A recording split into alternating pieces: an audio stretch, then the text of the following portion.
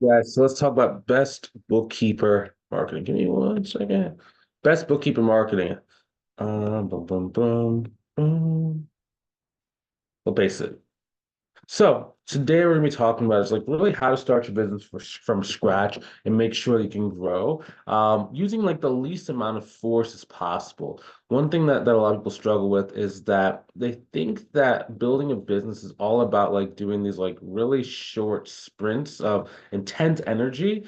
And it leads them to like giving like 1 to 2 weeks worth of energy and then like feeling really burned out and not being able to like do it consistently. So my objective is to give you a better lens to view the world so that when you are trying to build your business, you're able to go and do it with the accurate understanding of what it actually takes to go and find success. So I'm gonna be just really raw and really honest with you inside this video. So the first things first is the minimum viable skill set.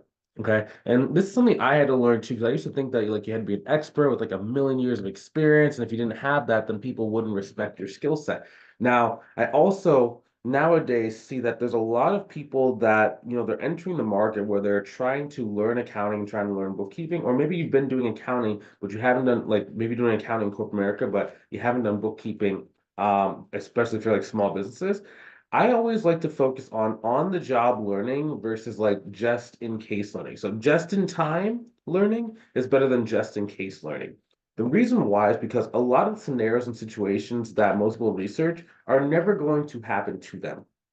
And then the argument could be made that Bryce, well, even though I may never really have to do it, like what if there's one time, like the one time I need it, if I know that, then it'll be awesome. It's like, okay, cool, but let's not play that. Let's not play like, that. Let's play for the averages. Let's play for the stuff that's going to happen the most times. Because in the case where there's one thing you don't know, you can always buy yourself time and say, hey, let me get back to you on this. I don't want to give you a short answer. Let me get back to you on this, right? So on the one case where you don't know something, just take the pause, buy yourself some time, and come back to them with the answer.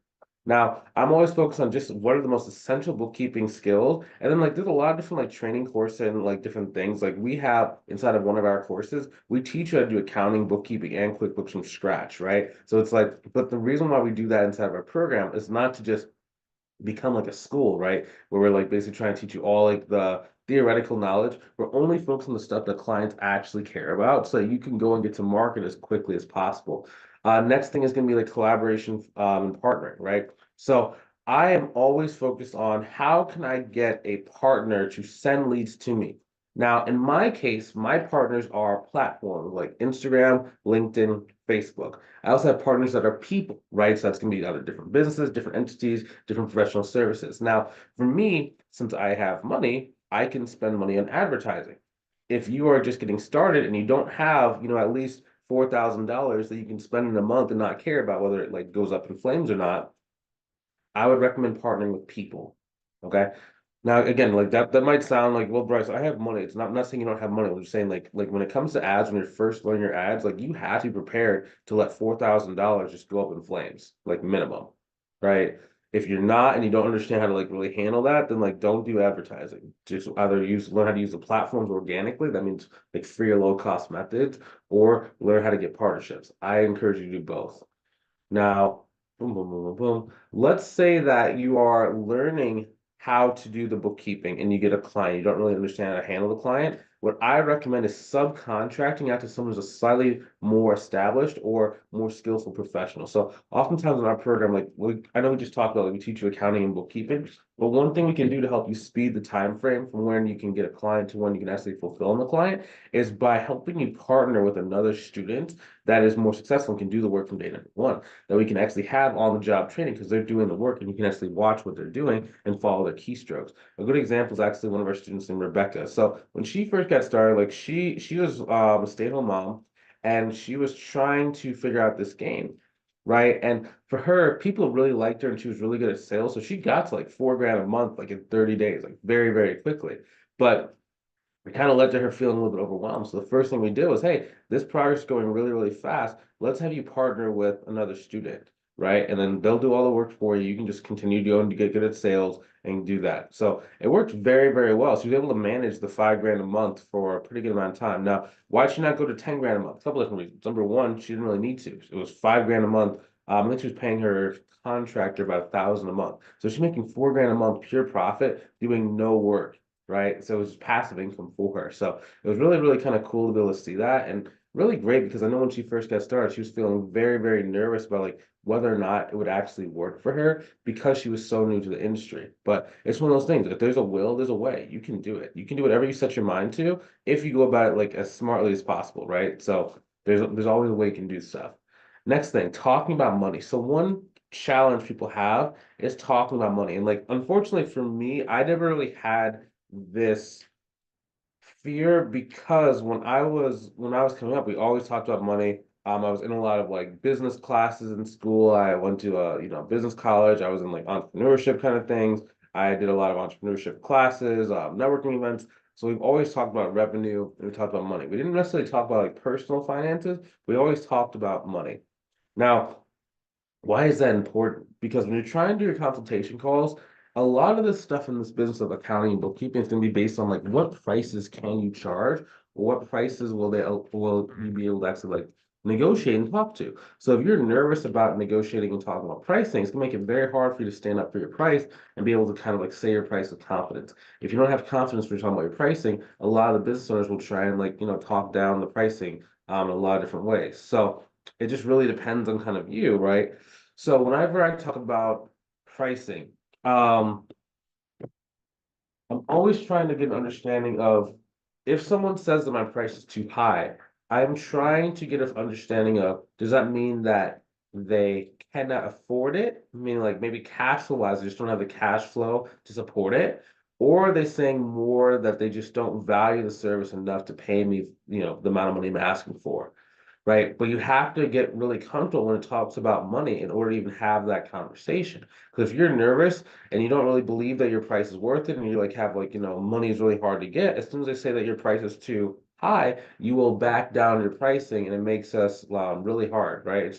I was like that in the beginning, actually. So I didn't have a problem talking about money, but I had a negative belief that no one had money, right? Because when I first got started with my business, I didn't have much money, right? I had like about like an extra like 7 grand, just kind of like an emergency kind of fund. Um, but like, yeah, man, I was like, money is really hard to come by right now because no one's saying yes to me. So as soon as I would talk to them, they're like, yeah, times are kind of tough. We're just not really, at the same size. This is like 3 years ago when we were doing $1 million a year. We would have been able to afford your services. Like, oh, yeah, that makes sense, man. I understand. I didn't really stand up for our pricing or anything because I just thought that everyone didn't have money. It wasn't until I like underquoted this one person and I looked at their books, they had like $1 million in cash, and I was like, "You just told me you didn't have any money." He's like, "Well, no, no, no. It's not that we didn't have any money. I didn't want to pay, $600 a month for your service. I thought your service was more worth like 250 a month." And that's when I had like just like like and the moves that goes when the screen kind of comes into one, it's like zzz. I was like, no. And then from there on, I was like, I don't care what they tell me, man. This is the price. And then I just had to learn how to price even better. A good example of this is like one of our students in Joanne. So she struggled because she was saying like growing up they were always had like money was always tight, right? And like she just saw her family have a lot of stress when it came to money, so she has associated that with like the rest of like the world, right? It's just kind of like she's like, yeah, this is how life is, like people maybe don't have a lot of money. I'm like, well, that's maybe how some people live, right? And it's like certain frequencies and certain vibration, people kind of live in there. And like sometimes like life happens to people and it causes you to go from like maybe you're doing well to now you're not doing well, right? But that's not every single person, right? It's just you have to start talking to and understanding like what is the frequency of the people that are at that higher income level. Once you have that frequency, you understand that, then you're able to go and grow it a lot faster. So for her, for example, the first thing we did was we cut out all of her like small clients. So any client that was under $300 a month, bye-bye, right? And then basically what we had to do is we went basically had to rebuild. So she went from I think she was at like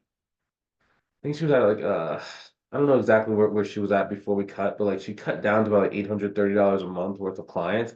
And then from there we got her $5,200 a month worth of clients. She just signed on a client actually a couple days ago that's worth 650 a month. Then she has another one which is a big cleanup. It's gonna be a $23,000 cleanup. We're still having our fingers crossed to see if we can close that deal. They're kind of going back in like in terms of like due diligence and like negotiation. So let's kind of see how that goes. I'm really, really excited for that. $23,000 extra.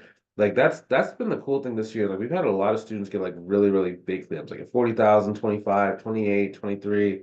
$31,000 cleanup. So it's been really, really cool. I'm like, if everyone who just like, works with me can get like a $30,000 cleanup at least once within the program, that's like life changing for you because it's not that it's like life changing money, although like for some people, if you just got $30,000 at one time, yeah, it could like change your life. But it's more the belief that people have money. When you start understanding that people are willing to give you 20, 30, $40,000, it's like, whoa, it's amazing. I can charge that. And if you get $30,000 in a one shot, you can charge $1,000 a month. You can charge 2,000 a month, and your belief just changes, right? Actually, we even have a video with Joanne on our YouTube channel too. If you type in about Joanne, then yeah, go watch that. Go watch her transformation. Next thing, expanding your sphere of influence. So I'm always thinking about building relationships with business owners. Okay. So a reason why it's important is because most people that end up signing up with you are going to tell you no. You're going to send them friend requests, they're not going to accept the friend request. You'll send some people a friend request, they'll accept it, but they won't respond to you. Some people will respond to you, they say they're interested, and they ghost you. Some people will respond to they're interested, get on a consultation call, and ghost you. They will say they respond, they say they're interested, they get on a consultation call, they want to do the price, they say yes, and then they ghost you, right? So there's a million different things. So you have to expand that sphere of influence of people who know you and create that critical mass of people because all the people that say like, that tell you no, they're going to come back. It's just going to be a certain time in the future. So you're building a future income stream for yourself by learning how to build a network and keep in contact with people. Learning how to follow up is a massive skill. In this business, if you just learn how to follow up with someone over the course of a year, like you would not have to worry about money again. If I'm really being honest with you, if you understand like just how to keep someone engaged for about a year, right? Because what does that even mean if you keep them engaged for a year? If they're interested in accounting services and they say your price is too high, they're probably gonna go with someone else who's cheaper. Now most people are cheaper are either beginners, they are maybe what's called fly by night. So like maybe they just get in to get their first client and they disappear on them. Maybe they just aren't very skilled, maybe they don't have confidence, maybe they just don't really place that much time value on it, et cetera, et cetera. A million different reasons someone goes cheap. So if you can just stay with them for a year, then they're generally going to come back to you. So if you just get 100 business owners that are interested in your services, you should end up closing about 30 to about 50 of those 100 people. It's just a matter of can you actually get that many interested business owners to reveal they have a problem and get on a consultation call with you, right? And that's what keeping them engaged is. Because if you keep them engaged long enough, think about it. Most businesses like that are over like almost every business over about $300,000 per year is going to need accounting and bookkeeping services. All of them. So your job is can you get a certain percentage of people who maybe don't have one or who have one but are unhappy with their current provider to move forward with you? And then just by becoming their friend over the course of 1 year, 2 years, 3 years, you're gonna have this massive just like wave of clients that come back to you. Like business is not hard. This goes into kind of the long-term benefits. Business is not hard. It's just it's different than what most people think it is, right? It's not that it's risky. It's just okay. Let me take a step back. Business is not risky. The person running the business is risky. What do you mean? Okay, so I was making this new YouTube channel, right? And like basically in this YouTube channel, I'm like doing tutorial videos.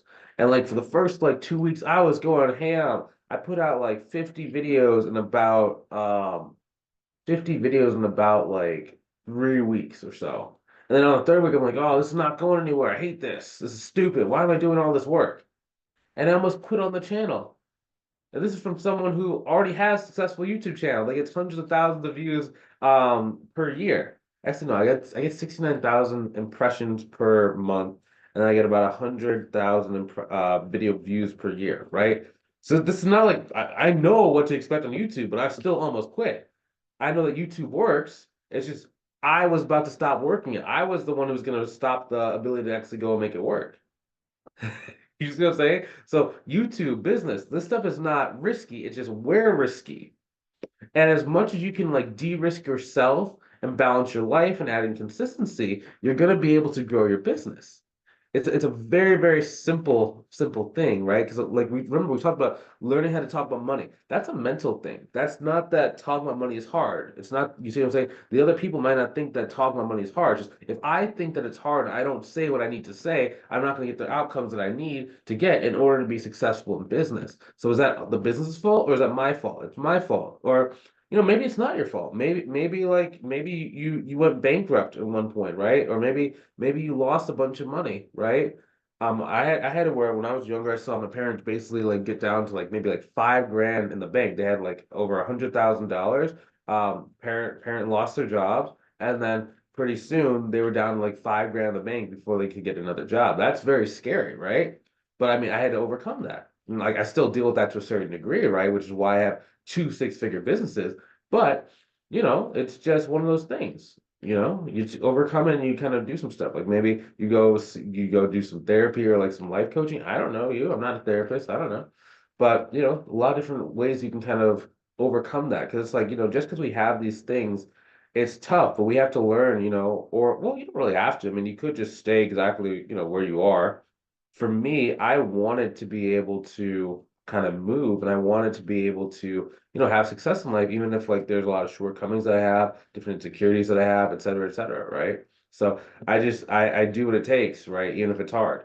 And that's all it takes. So next thing, so a good example is like Lori. So she was really struggling with like client conversations because she could come in contact with business owners, but she just wouldn't know how to get them interested in like working with her. So basically gave her like some different scripts and some different techniques in order to get the business owners to start asking her to pitch her services. Once she's able to do that, like she got really, really good. She got to about $8,600 per month in about 60 days of being inside of our program. Okay. So it's like it doesn't take that much time if you do this stuff right. It's just you need to have a system, right? Developing a consistent system. Okay. It's all about having processes. Processes will beat tactics. Whenever you hear someone say, like, what's the best marketing platform? It's like, it doesn't matter what the best marketing platform is. Do you have a process to use a marketing platform? If you don't, it doesn't matter if you have like let's say there's a platform where there's 100 business owners that come to you per week and they all say they're interested. If you don't have a process to, number one, reach out to those leads, know what to say, how to follow up with them, how to keep track of them, like inside of a CRM or whatever, you're just not going to make it. It's going to be tough. Next is going to be like really creating a sustainable client acquisition system on the consultation call. Okay. You need to know what are you going to say in your consultation call.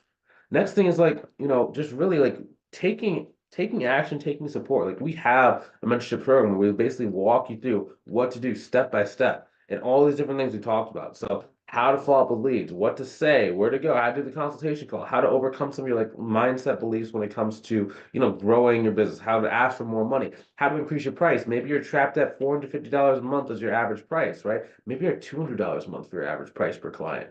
How do you get that price up without necessarily doing drastically more work for people? It's all about the mindset, just really fixing that. So if I show you how to fix that, then everything else works very, very quickly. Okay. So if you want to learn a bit more about this, you want to see if we can help you out, go ahead and click the link inside the description, either above or below the video to book a call with myself to see if I can help you inside of our mentorship program. Okay.